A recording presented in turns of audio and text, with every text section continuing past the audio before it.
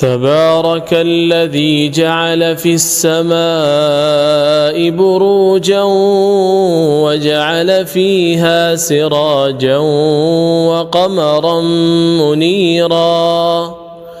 وهو الذي جعل الليل والنهار خلفة لمن أراد أن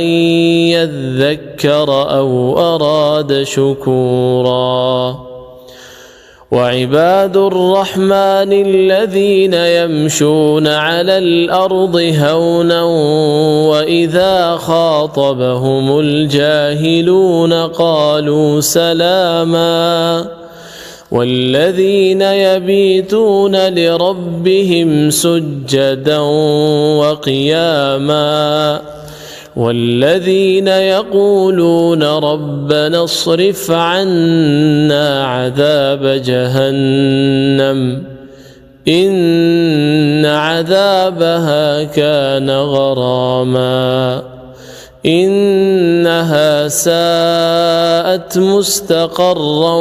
ومقاما والذين إذا أنفقوا لم يسرفوا ولم يقتروا وكان بين ذلك قواما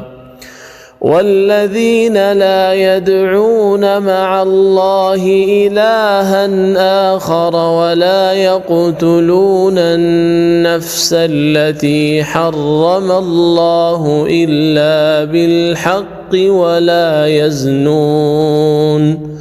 ومن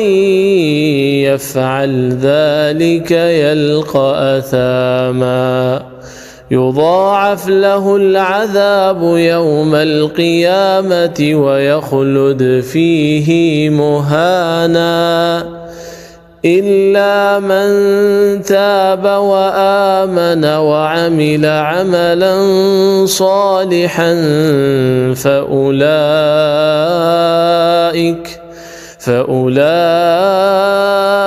يبدل الله سيئاتهم حسنات وكان الله غفورا رحيما.